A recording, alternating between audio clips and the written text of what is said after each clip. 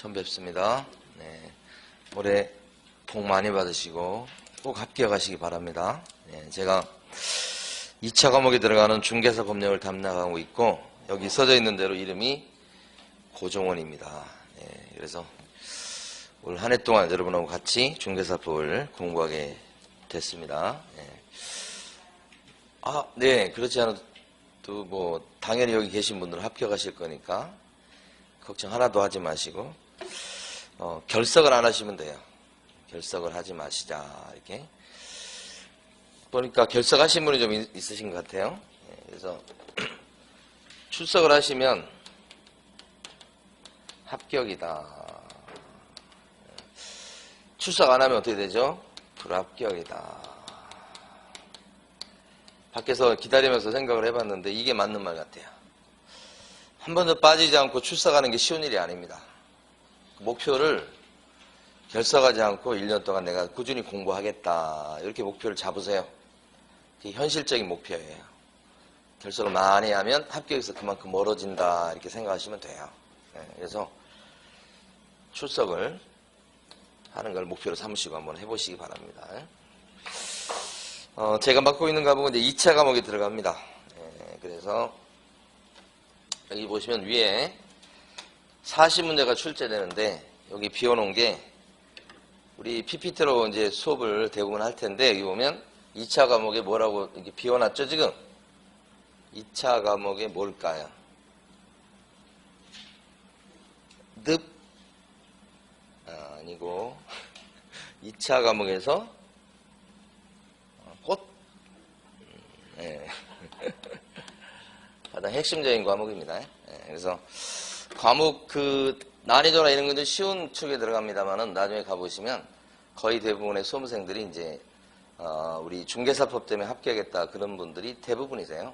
그러니까 뭐 제가 잘 가르쳤다기보다는 이 과목의 성격이 원래 그런 거예요. 그래서 지금 처음부터 막 열심히 할 건 없는데 하여간 나중에 가보시다 보면 중개사법을 왜 이렇게 얘기하는지를 아시게 되죠. 자연스럽게. 그 다음에 보면 제가 맡고 있는 과목은 40문제나 출제되는데 그 중에서 3편으로 나눠져 있습니다. 1편이 공인중개사법. 이 공인중개사법이 최근에 또 시행규칙이 또 개정돼서 조금 좀 개정됐습니다. 시험 문제는 한 28문제 정도 출제된다고 생각하시면 되고 그 다음에 2편이 거래 신고대행에 관한 법률인데 여기서 5문제 정도 이렇게 여기가 7문제 정도 중개 실무 파트가 또 있습니다. 이것도 법입니다. 나중에 가서 공부해 보시면 아십니다만은 이렇게 해서 40문제가 출제되는데 올해 시험 문제에서 여기 보면 거래 신고에 관한 법률에서 8문제가 출제됐습니다. 3문제 하나 더 늘었죠. 여기서 그래서 여기 공부하는 내용으로 봤을 때는 8문제 나올 법한 부분입니다. 사실은. 근데 이제 갑자기 많이 나왔습니다. 보통은 4문제, 5문제 나오다가. 그래서 앞으로 좀 비중이 올라가지 않겠는가. 그리고 공부할 양도 많고 난이도도 좀 있습니다. 얘가. 여기는 쉬운 파트입니다. 중개 실무 파트도 조금 이게 좀 어려운 부분입니다. 중개 실무 파트도. 시험 문제 출제되는 것은 한 7문제. 근데 최근의 경향은 조금 줄어드는 것 같아요. 한 6문제. 올해 같은 경우는 5문제 이렇게 되니까. 근데 여기도 법입니다. 자, 그래서 일단 표준적인 것은 이렇게 보시면 돼요. 28문제, 여기가 한 5문제, 6문제, 그 다음에 7문제 정도. 가감은 더 나오고 덜 나오고는 조금씩 있을 수 있어요. 자, 그 다음에 이제, 이게 제가 마스크를 벗으면 이렇게 생길 법하다 이 말이에요. 근데 이게 약간 좀 조작이 돼 있어서 실제 얼굴보다는 좀 잘 나온 거 감안하시고. 그 다음에 지금 이제 학원은 월요일부터 금요일까지 우리 중개사 학원 쪽에서 강의하는데 야간 수업이 없는 경우도 있습니다. 야간 수업이 없거나 그 다음에 주말 같은 경우는 이제 실무 강의 위주로 하고 있습니다. 자, 그 다음에 일장 총칙부터 보도록 하겠습니다. 보통 이제 수업은 우리 1시 정도 이제 끝날 예정이고, 그래서 한 4시간으로 나눠서 수업을 할 겁니다. 1시간에 그러니까 50분 다 되진 않겠고, 40분에서 한 45분 정도 해서 네 타임으로 나눠서 수업을 진행할 수 있도록 하고, 수업 진행 방식은 칠판에서 설명을 드리고 관련된 내용을 교재에서 밑줄을 긋고 그 다음에 문제 풀고 이런 식으로 진행할 거예요. 그래서 기본서 가지고 이제 1월달, 2월달, 3월달, 4월달까지 진행을 할 텐데, 기본서의 내용이 두껍죠.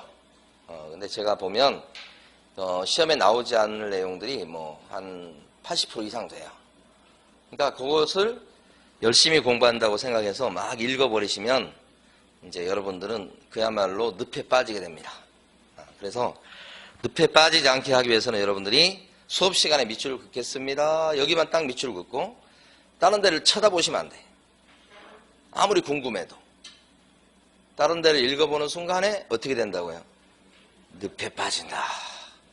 헤어나오기가 쉽지 않게 된다. 왜냐하면 전혀 시험에 나오지 않지만 막 어려운 말로 막 써놓은 것들이 되게 많아요. 근데 그거 이해하지도 또는 이해하기도 쉽지 않고 시험에 나오지도 않는 걸 왜 고생을 합니까? 제발 선생님들 믿으시고, 여러분 학원 나오는 게 뭐예요? 이유가 고생을 덜 하려고 학원 나온 겁니다. 그래서 수업 시간에 하는 것만, 제가 말씀드리는 것만, 밑줄을 긋는 것만 딱 하시고 그것만 반복해서 많이 공부하시는 게 필요합니다. 자, 그러면 이제 1편 거래 신고등에 관한 공인중개사법에 관한 법률, 거기서부터 이제 진도를 나가는 거예요. 그 중에 이제 1장이 총칙이에요. 총칙에서는 한 2문제에서 3문제 정도 출제가 됩니다. 여기서. 그래서 몇 가지 내용을 보도록 하겠습니다. 역사 부분은 밑줄 긋을 게 없어요. 왜냐하면 시험에 안 나온 적이 없고. 근데 잠깐 기초 지식으로 좀 아셔야 됩니다. 자, 옛날에 박정희 정권 시절에 경험을 못 해보신 분도 많이 있으실 것 같아. 그 시절에 독재 정권이었어요. 소개 영업법을 만들어서 소개 영업 행위하는 것을 규제했습니다. 어떻게 규제했냐면 관청에다 신고를 하고 하시라 이렇게 한 거지. 그게 소개 영업법, 박정희 정권 시절 옛날 얘기입니다. 그래서 그때 당시에는 부동산도 소개했고, 그 다음에 동산 뭔지 아시죠? 이런 것도 소개했고, 그 다음에 직업 소개도 했고요. 그 다음에 심지어는 배우자 소개도 했습니다. 남편도 소개해 줬던 거예요. 그게 소개 영업소 그랬던 시절 있었고, 그 다음에 이제 흔히 얘기하는 복도방 그 시절이에요. 그랬다가 전두환 정권 때 이제 진짜 우리나라 법을 만들었습니다. 부동산 중개업법을 만들었는데 이게 오늘날까지 이어오고 있습니다. 정식으로 우리나라 법이 만들어진 건 사실 이때입니다. 이거 일본법 뺏긴 겁니다. 이거. 그 다음에 이제 전두환 정권 때 신고 갖고는 안 되고 허가 내고 해라. 이때 부동산 투기 붐이 일었거든요. 그리고 또 하나는 중요한 변화는 여러분 시험제도, 준비하시는 시험제도가 83년도에 만들어졌습니다. 공인중개사 시험제도가. 초창기는 2년에 한 번씩 시험 보다가 지금 이제 매년 시험 보는 걸로 됐죠. 시험제도가 이때 만들어집니다. 83년도에. 그리고 이제 99년 IMF 직후에 김대중 정권 시절에 허가 내는 건 너무 세니까요. 이걸 좀 완화시켜서 여기 좀 비워놨어요.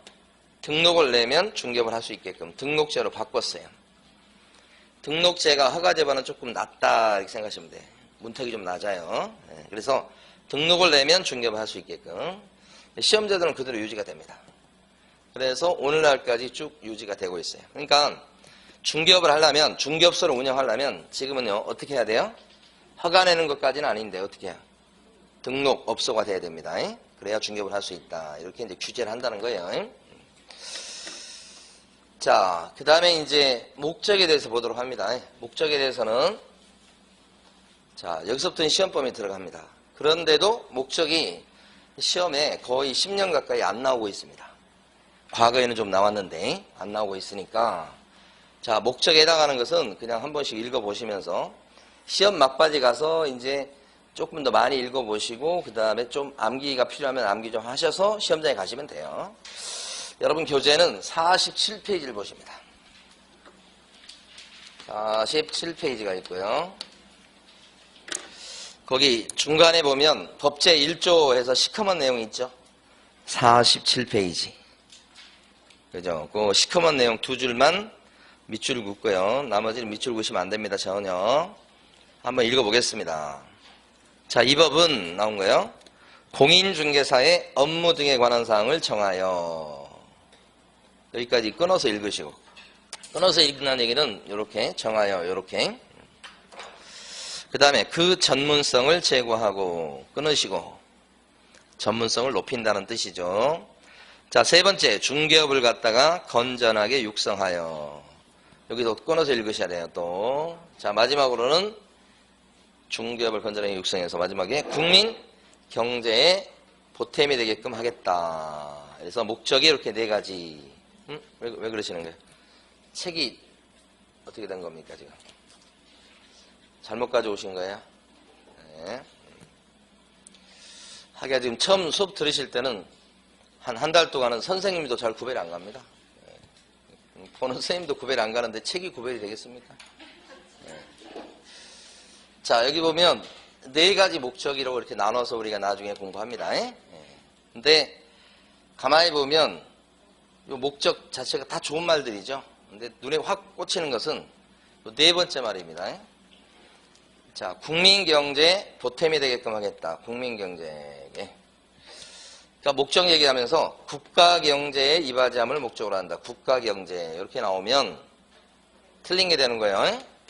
아까 우리 원장님이 막 얘기하더만요. 조금만 틀려도 틀리다 이렇게.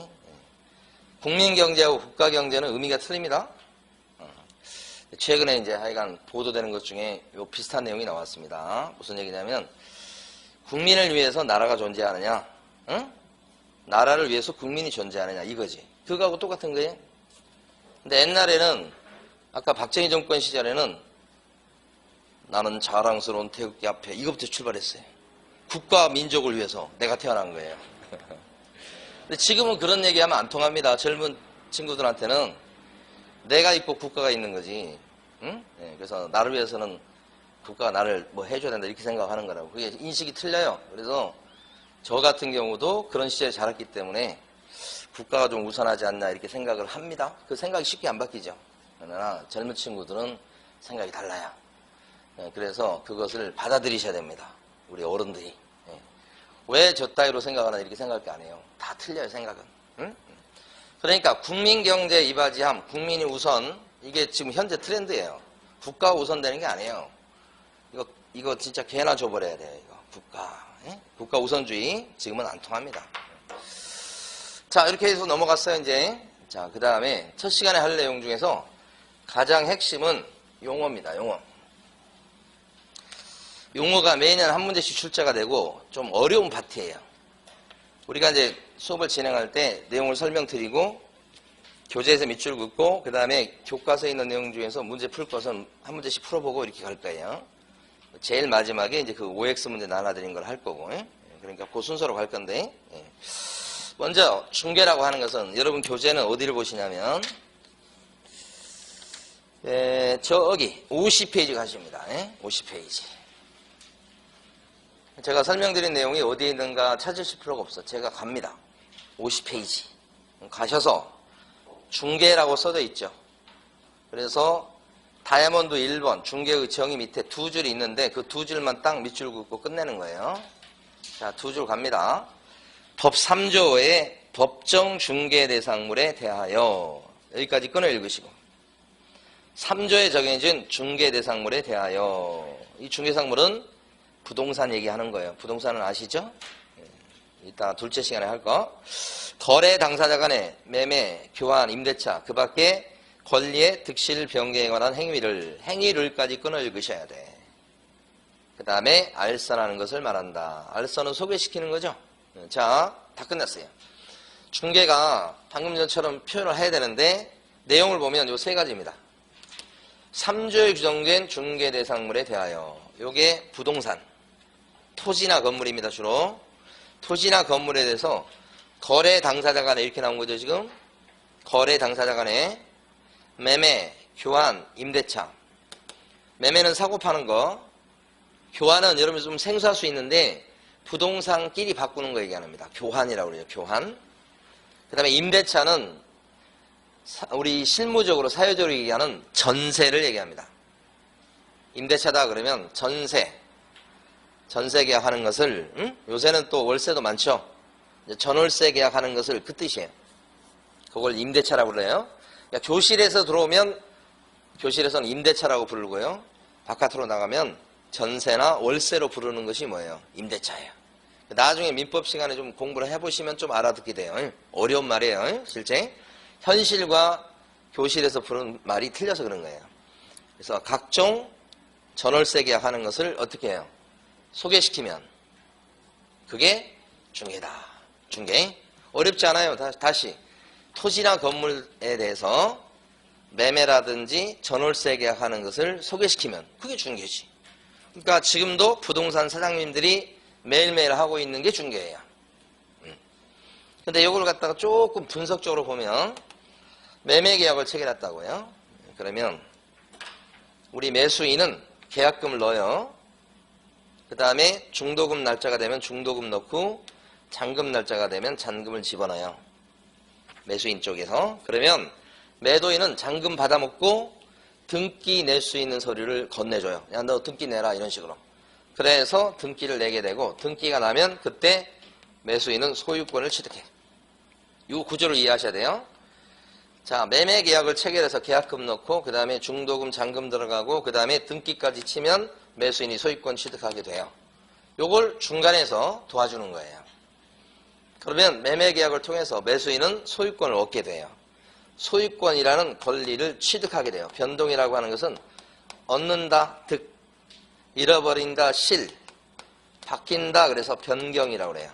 이게 변동이에요. 권리 변동. 권리는 다양할 수 있는데 그게 바뀌어요. 그러니까 매도인은 이때 소유권을 잃게 되고 매도인이 잃네요. 잃어버리고 매수인은요 소유권을 얻지요. 이 과정을 통해서 이렇게. 그래서 매매계약서를 쓰게 도와주면 그게 중개고 매매계약서 쓰게 도와주면 그걸 통해서 소유권 변동이 생기게끔 도와주는 거다 이 말이에요. 그래서 여러분들이 민법 공부하셨겠지만 요게 민법 총칙 내용이에요. 요 거래 당사자 간의 요 행위를 법률행위라고 해요. 어려운 말로. 그러니까 법률행위의 가장 대표적인 게 뭐예요?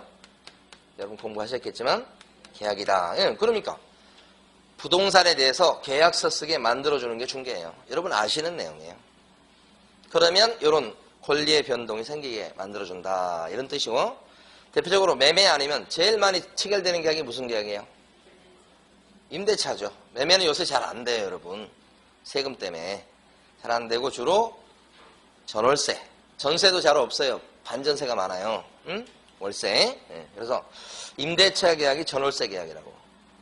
그래서 여기는 전세 계약해서 전세금 계약금 집어넣고 그 다음에 여기는 바로 잔금 가죠 보통. 잔금 가. 등기를 보통 안 치죠. 대신에 전입신고하죠. 등기 대신에. 그러면 전입신고를 통해서 보호가 돼요. 확정일자 받고 그런 거 아시죠? 그러니까 등기 대신에 전입신고하고 확정일자를 받게 하고 있습니다.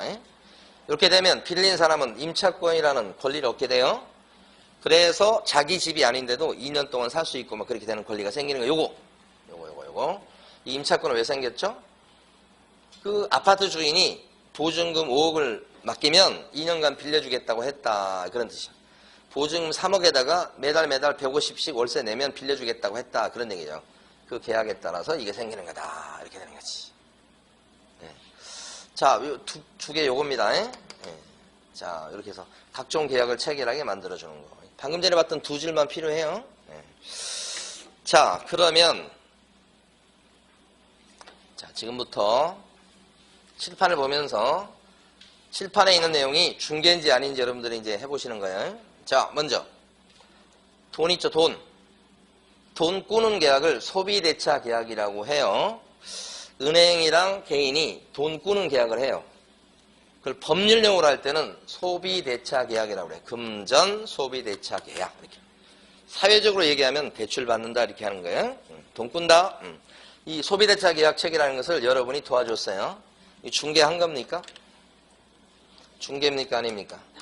이 중개가 되려면 세 가지 조건을 갖춰야 되죠. 방금 전에 봤던 거. 부동산에 대해서 계약서 쓰게 만들어주는 거예요. 이거 부동산입니까? 아니잖아요. 이거 계약서입니까? 이것도 계약서지. 만들어준 거죠. 이게 부동산이 아니기 때문에 중개가 아닌 거예요. 응? 아무리 계약을 체결하게 만들어줬어도. 그러니까 중개가 되려면 세 가지 요건을 갖출 거 이런 뜻이에요. 자, 가운데 거 보세요. 땅을 경매에서 싸게 나왔어요. 낙찰을 받게끔, 경매에서 받게끔 도와줬어요. 중개입니까? 어때요? 중개는 어떤 걸 중개라고 그랬죠? 부동산에 대해서 계약서 쓰는 거 도와준 거예요. 경매로 낙찰을 받을 때는 계약서 씁니까? 안 씁니까? 안 쓰지. 그러니까 여기 보면 토지는 부동산에 들어간 거 맞아요. 도와준 것도 맞아요. 근데 경매는 계약서 안 쓰죠. 중개의 본질이 뭐죠? 계약서 쓰게 도와준 거예요. 계약서 쓴 거 아니잖아요. 그래서 이것은 중개라고 하지 않는다. 응. 그러니까 중개 개념을 여러분들이 아시는 것 같지만 여기까지 설명을 드리면 여러분들이 생각이 그런가? 약간 이게 중개가 여러분 생각하고 좀 틀려. 여기를 어려워하세요. 자, 하나 더 해볼게요. 이건 이제 시험 볼 때까지 똑같은 내용을 해요. 신축 상가입니다. 분양을 해요. 분양은 뭐 임대 분양도 있지만 대부분 분양이라는 건 매매입니다. 매매. 그 매매라고 하는 것은 첫 번째 매매를 분양이라고 해요. 그러니까 분양 계약은 매매 계약이에요. 자, 분양 계약을 체결하게, 매매 계약을 체결하게, 새 상가예요. 대행을 해줬습니다. 대행이란 말이 어려워요. 알선은 어떤 거예요? 알선은 이렇게 둘이 있으면 중간에서 이렇게 C라는 사람이 이렇게 중간에 제3자 입장에서 이렇게 소개시키는 거. 이걸 중개라고 그러고 알선이라고 그러고 대행은 이렇게 둘이 있는데 C라는 사람이 이 사람한테 딱 달라붙어. 이 사람은 그리고 뒤로 밀쳐내. 그리고 A 자리에 C가 들어가. 대신 해줘. 이거 뭐라고 불러요? 대행이라고. 대신 해주는 거라고. 이 자리에 있지 않고 소개시키는 위치에 있지 않고 이 사람을 뒤로 밀치고 이 사람 대신 해주는 걸 뭐라고 그래요? 대행. 그럼 이거 중개일까요? 아닐까요? 이거? 왜 아닐까요? 부동산이긴 한데 계약은 계약이에요. 이것도. 그런데 알선 정도가 아니죠. 아예 대신 해주는 거잖아요. 이걸 중개라고 하진 않는다. 이거지. 이걸 이해하시면 돼요. 자, 그래서 여기까지 봤고요. 그 다음에 넘어갑니다. 교과서에서 밑줄 그을 데가 없어요. 정말로. 응? 어디를 밑줄 그을 거예요. 자, 저기 갑니다. 55페이지 가십니다. 이제. 55페이지 오시면 제일 아래쪽에 회색 바탕 박스가 있죠. 그걸 지금부터 볼 겁니다. 거기 3번에 보면 중개업이라 하면 나온 거 한번 밑줄 긋고 끊어서 읽어볼게요. 자, 중개업이라 하면 그 다음에 다른 사람의 의뢰에 의하여까지 끊어 읽으시고요. 의하여까지.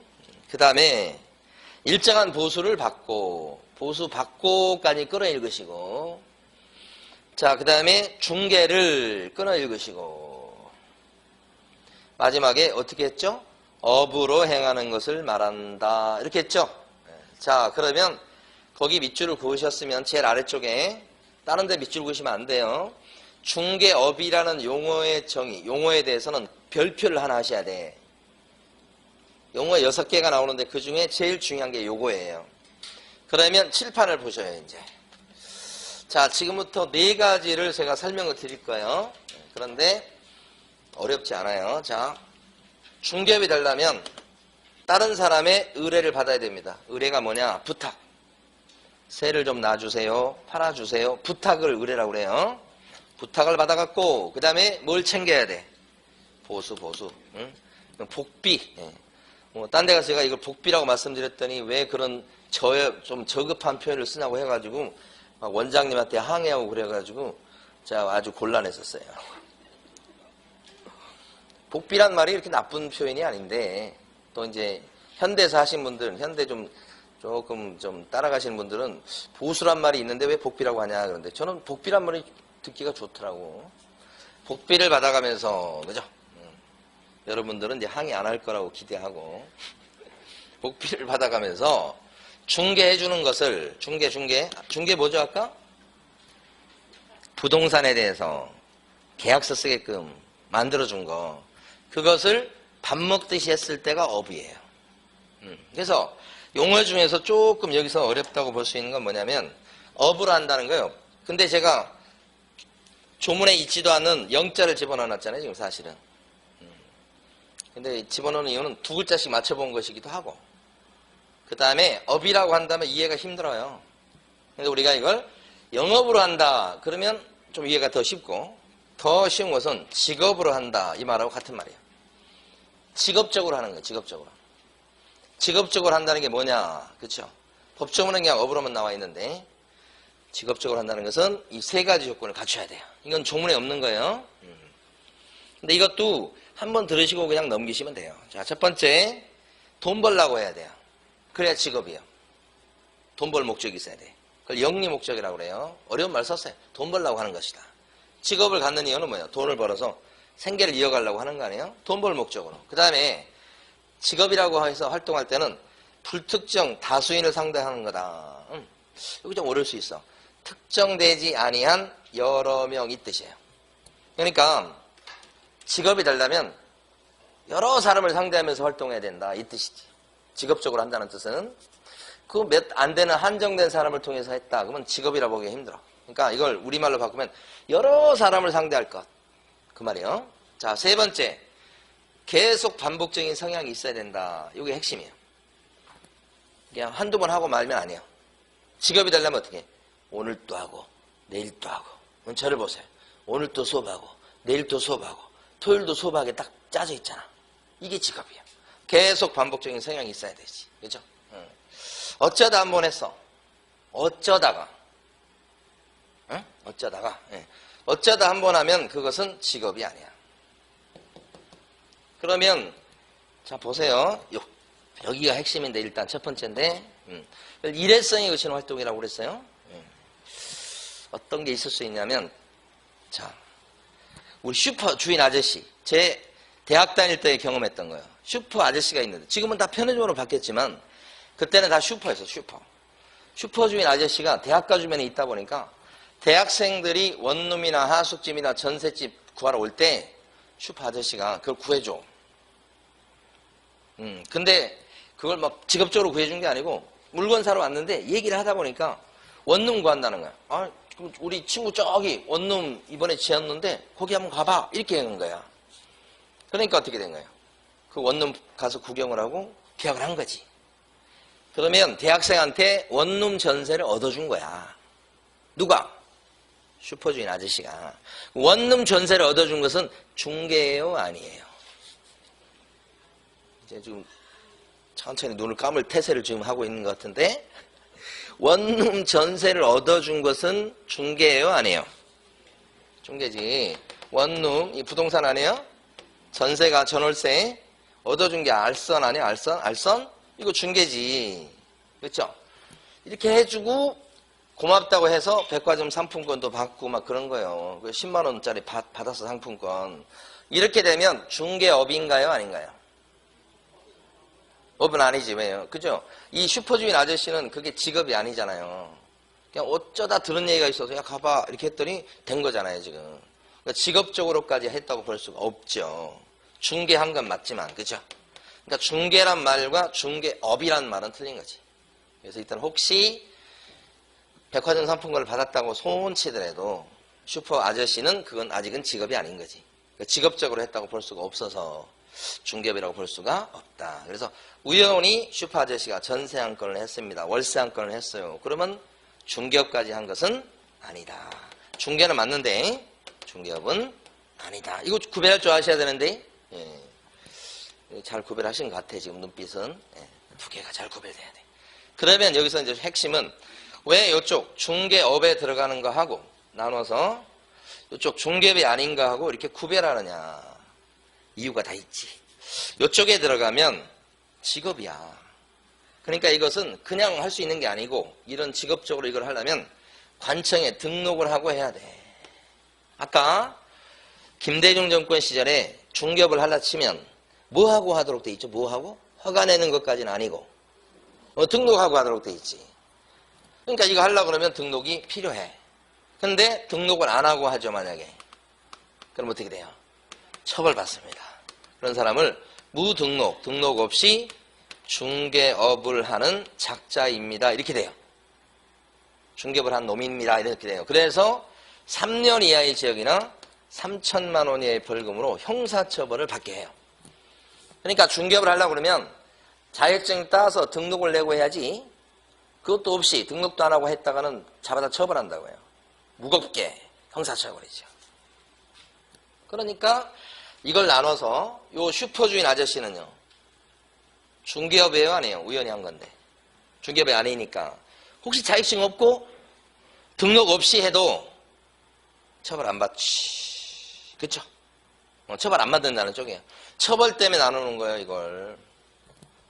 근데 이럴 수 있잖아요. 잠깐만. 눈을 크게 뜨시고. 어떨 수 있냐면, 슈퍼주인 아저씨가 우연히 한 건 했는데, 하다 보니까 어떻게 해? 내가 슈퍼만 할 게 아니더라. 알고 있는 온 동네 대학생들이 얼마나 많냐. 또 저기 졸업해서 또 직장 가도 그 근처에서 원룸 하숙집 많이 얻는다고, 옛날에 보면. 그래서 그때부터 사무실 슈퍼 앞에다가 빨간색으로 방 구해줌이라고 빨간 표차를 딱 이렇게 붙여놓고 대학 노트를 한 권 딱 싸가지고 온 동네 원룸이나 하숙집을 다 나온 걸 적어요. 그래서 오는 대학생, 직장인한테 막 소개시켜. 그리고 중개보수를 비싸게는 안 받아. 싸게 5만 원, 10만 원 받아가면서 하더라. 그렇죠. 이렇게 하는 것이 새우깡 10개 파는 것보다 훨씬 낫다. 같이 해보겠다. 그래서 이렇게 하고 있어. 그럼 어떻게 돼요? 이제 직업이 됐죠, 이제. 반 직업이잖아요, 지금. 반은 슈퍼주인이지만. 그러면 이쪽이잖아요, 지금. 반복적으로 하잖아요. 그러면 중개업이잖아요. 근데 이 슈퍼주인 아저씨는 자격증 있어요? 없지. 등록도 안 돼 있지. 그때는 잡아가요, 이제. 그러니까 여기 나누는 이유가 형사처벌 때문에 그런 거예요, 형사처벌 때문에. 굉장히 중요한 요소입니다. 그래서 중개업이다 아니다가 저 아까 봤던 중개는 기초요, 기초? 이때 써먹으려고 한 것일 뿐 핵심적인 것은 중개업이죠. 그래서 중개업 쪽에 들어가면 아무나 못해. 자격증을 따고 등록을 내고 해야 되겠다. 그런 것이에요. 됐어요. 자, 요건 하나 받고 여러분들 교재에서는 밑줄을 긋고 올게요. 자, 어디 가시냐면 쭉쭉 넘어가셔서 저 뒤에 59페이지 가시면 중간에 판례라고 되어 있습니다. 우연한 기회에 단일에 건물 전세계약을 중개해주고 나왔죠. 보수를 받은 사실만 갖고는 알선 중개를 업으로 한 것이라고 볼 수가 없다. 요거죠, 요거. 우연히 해가지고는 중개업이라고 볼 수가 없어요. 이 뜻이지. 요거 하나 했습니다, 지금. 4개 할 건데 그 중에 1개 한 겁니다, 겨우. 자, 거기 밑줄 그어놓고. 다른 데 밑줄 그으시면 안 돼요. 거기 딱 밑줄 긋고. 이게 한 거의 한 30분 가까이 나왔을 거예요. 응? 지겹게 나오는 겁니다, 이거. 자, 그 다음에 이제 두 번째 거 보세요. 여기 보면 복비를 받아야 중개업이 된다고요. 자, 칠판 보시고. 그 다음에 또 밑줄 그을 거니까. 복비를 받아야 중개업이 돼. 안 받으면요. 중개업이 안 돼. 직업이 안 된다고. 보수를 챙겨야 된다는 거죠. 그러니까 공짜로 해줬어. 그건 중개업이 안 되는 거예요. 이거. 이렇게 보시면 돼. 네. 자, 그런데 이제 여기서 문제가 발생한 거예요. 중개해줬는데 한 10건을 중개했어. 그런데 보수를 다 이제 달라고 했더니 다 준다고 그랬어. 그 사람들 다 줄 생각이 있었어. 근데 딱 계약서 쓰고 나니까 생각이 바뀌어. 이 사람 같은 경우에 보수를 갖다가 달라고 요구했어. 근데 약속도 했고 주기로 다 한 건데 현실적으로는 안 주는 거야. 이 나쁜 놈들이. 받기로 약속했는데. 한 푼도 입금이 안 된 거야. 그러면 중개업이라고 볼 수 있어요? 주기로 약속까지 했는데 안 들어온 거야. 좀 애매해. 그죠? 약속은 했는데 입금이 안 됐으니까. 우리 판례는 이러면 중개업은 아니다로 보는 거예요. 보수 안 받은 걸로 봐요. 그러니까 약속만 한 것 갖고는 받았다고 볼 수 없어요. 어떻게 해야 받은 거예요? 현실적으로. 받았을 때만 받는 거다. 약속만 해서 달라고 졸르고 있어. 그것만 갖고는 중개업이 될 수가 없다. 요게 두 번째 중요한 판례예요. 좀 애매한 건데 판례는 그렇게 봐. 그럼 이거 어떻게 될까요? 자, 여기서 이제 보고 밑줄 그을 거예요. 무자격자가 자격증도 없이 등록도 안 된 사람이에요. 근데 이 사람이 자격증 못 따서 그렇지 영업 능력이 탁월해. 남자분인데 아주 그냥 여성분 못지않게 아주 그냥 섬세하게 남을 헤아려주고 막 그래가지고 영업이 아주 그냥 탁월해. 근데 그분이 사무실, 자격증 없는데 사무실 얻어갖고 광고를 막 내면서 꾸준히 해가지고 한 달 사이에 10건을 한 거야. 그러니까 무자격이지, 무등록이지. 그런데 보수를 갖다 손님들이 다 주기로 약속까지 했는데 다 계약 체결되고 나니까 다 변심을 해갖고 안 준대, 못 준대. 뿐만 아니라 경찰서 가서 잃어버린 거예요. 이 사람 자격증도 없대요 라고 읽는 거야. 등록도 안 돼 있대요. 이 사람 아까 형사처벌한다고 그랬잖아. 그러면 이렇게 무자격 무등록 상태에서 10건이나 했는데 사무실 얻어놓고 했는데 직원도 써가면서 했는데 광고 내면서 했는데 현실적으로 약속만 받아냈지 못 받은 경우 이랬을 때는 중개업을 했다고 볼 수 있겠냐 이 말이지. 어때요? 현실적으로 받지 않으면 중개업을 했다고 볼 수 없다고 그랬죠. 그럼 혹시 무자격 무등록 상태에서 해도 이 사람을 갖다가 무자격 무등록 중개업자로 잡아다 처벌할 수 있겠다 없겠다? 없겠다 이 말이지. 받으려고 약속만 했지 현실적으로 안 받았기 때문에. 굉장히 중요한 얘기입니다. 그러니까 그 사람 같은 경우는 사실은 뭐 줬으면 받았을 거야. 안 줘서 못 받은 거야. 그것만 보면 되게 처벌받아 마땅한 사람처럼 보이잖아요. 근데 우리 판례는 냉정하게 아무리 무자격 무등록 상태에서 했어도 현실적으로 받지 않았다면 이 사람은 처벌하면 안 된다. 이렇게 그 사람한테 좀 유리하게 해석을 합니다. 이게 참 중요한 판례입니다. 그래서 우연히 했을 때는 중개업이 안 된다는 게 그렇게 많이 나왔잖아요. 앞으로 이것만큼 많이 나올 게 이거예요. 이거. 자, 그래서 밑줄을 긋겠습니다. 어디 가시냐면 56페이지 제일 끝줄. 56페이지 제일 끝줄로 가면 동그라미 2번이 있습니다요. 2번 보면 제일 밑에 세 줄 있죠. 자, 중개 대상물에 거래 당사자들로부터 보수를 갖다가 현실적으로 받지 아니하고 나왔죠? 밑줄 긋습니다. 지금 단지 보수 받을 것을 약속하거나 거래 당사자들에게 보수를 요구하는데 그쳤다면 현실적으로 받지 않았죠? 그러면 중개업이에요 아니에요? 중개업이라고 볼 수가 없다. 요거 세 줄 딱 밑줄 그어두시고 됐습니다. 자, 됐어요. 이제 더 이상 밑줄 그으시면 안 되고 다른 데 읽으셔도 안 되고 읽으시면 늪에 빠진다고 말씀드렸습니다. 자, 두 가지를 더 보고 쉴 텐데 자, 쉬기 직전입니다. 지금 자, 칠판에 있는 거 잘 보세요. 갑이라는 사람이 집을 갖고 있는 사람이야. 돈이 필요해. 은행에서 돈을 꾸려고 그래. 대출을 받아요. 은행은 돈을 꿔줄 때 한 3억쯤 꿔주려고 그래. 그럼 뭘 요구하죠? 담보 요구하죠. 담보. 그래서 집을 담보 잡히고 대출을 받아요. 대출을 받는 계약을 아까 뭐라고 그랬어요? 돈을 꾸는 계약이라. 이게 대출이요. 그 다음에 여기 보면 저당권 설정 계약이 뭐냐? 저당권 설정 계약은 담보를 잡는 계약이야. 은행에서는 돈 꿔주면서 이 아파트를 갖다가 담보로 잡지요. 그게 저당권 설정 계약을 통해서 등기부에 보면 이 아파트 등기부에 근저당 이렇게 들어가요.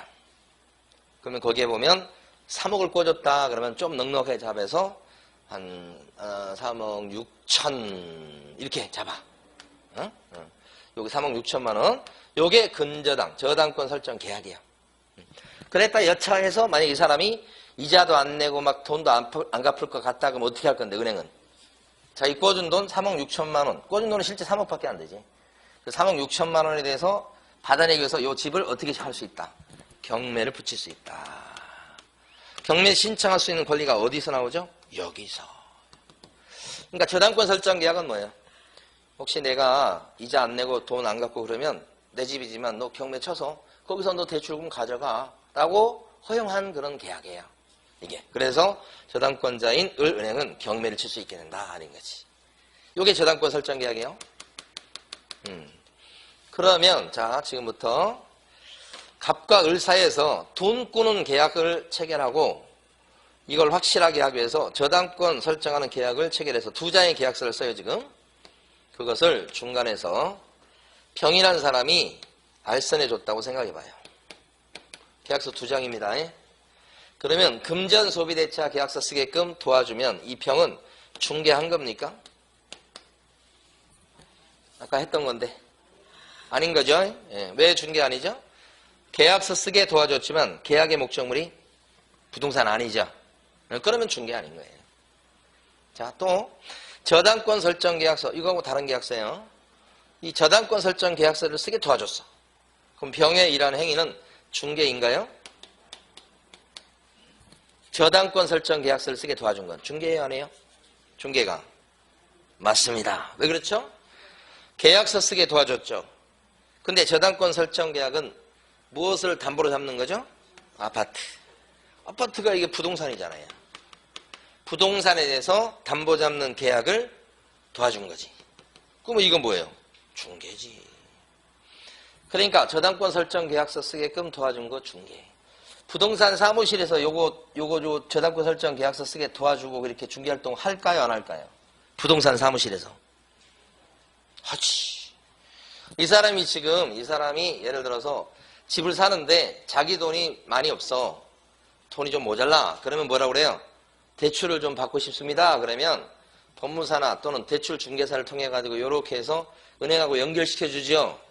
연결시켜 주면 이것도 쓰게 만들고 이것도 쓰게 만드는 거예요. 누가? 부동산 사장님이. 그러면 이쪽 요거 쓰게 만든 것은 중개가 아니고 이론적으로 얘기하는 거예요. 이쪽 밑에 계약서 쓰게 만든 것은 뭐예요? 중개지. 구별할 줄 아셔야 돼요. 그러니까 실제는 요거 쓰게 도와줍니다. 그리고 뭐예요? 대출해준 은행 쪽을 통해서 약간의 보수를 받게 되죠. 대출 소개시켰다고? 그것도 일종의 복비입니다. 복비. 잘 인식을 못해서 그렇지. 그래서 중개업을 해가지고 다 돈 버는 건 아니고 중개업 말고 이게 돈 버는 것도 있다는 얘기지. 사실 이것도 중개야, 중개.